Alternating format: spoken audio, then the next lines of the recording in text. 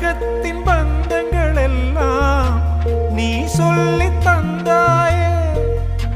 பிறப்புக்கும் இறப்புக்கும் இடையில் வழி நடத்தி சென்றாயே.